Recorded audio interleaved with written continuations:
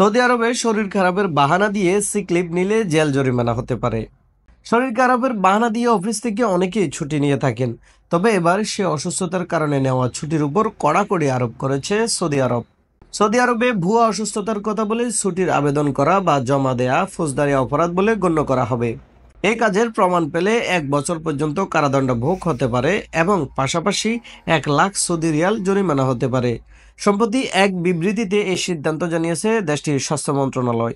সামাজিক যোগাযোগ মাধ্যমে অনুমোদিত চিকিৎসা ছুটির পরিষেবার প্রচার ক্রমবর্ধমান উদ্বেগের প্রেক্ষাপটে এই সতর্কতা এসেছে।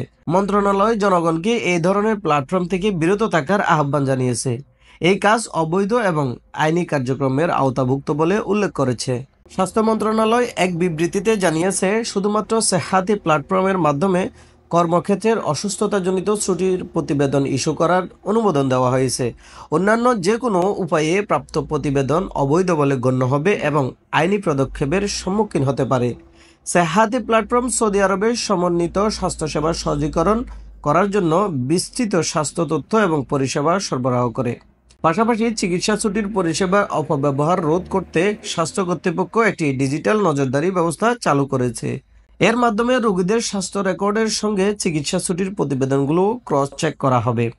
এ পদক্ষেপের লক্ষ্য হচ্ছে সম্মতি নিশ্চিত করা এবং বাস্তব সময়ে জালিয়াতি শনাক্ত করা। মন্ত্রণালয় চিকিৎসা খাতে কর্মকর্তাদের তাদের নৈতিক ও আইনি দায়িত্বের কথা স্মরণ করিয়ে দিয়ে সতর্ক করে দিয়ে যারা চিকিৎসা প্রমাণ ছাড়া বা ভুয়া অসুস্থতার নথি দেন তারা শৃঙ্খলাগত ও আইনি শাস্তির সম্মুখীন হতে পারে। বিবিসি এক জরিপে দেখিয়েছে, ব্রিটেনের প্রতি 5 জন চাকরিজীবীর মধ্যে 2 জন ভুয়া অসুস্থতার কথা বলে ছুটি নেয়। আবার জার্মানিতে ভুয়া অসুস্থতার কথা বলে কিনা তা যাচাই করতে রীতিমতো প্রাইভেট গোয়েন্দা রয়েছে। দেশটির বিভিন্ন প্রতিষ্ঠান এই গোয়েন্দাদের নিয়োগ দেয় যে কর্মী অসুস্থতার কথা বলে ছুটি নিয়েছে সে আসলে অসুস্থ কিনা সত্যতা যাচাইয়ের জন্য। এবার সে পথেই হাঁটল সৌদি আরব। তৌহিদুল ইসলাম সোহাগ, আরব বাংলা নিউজ।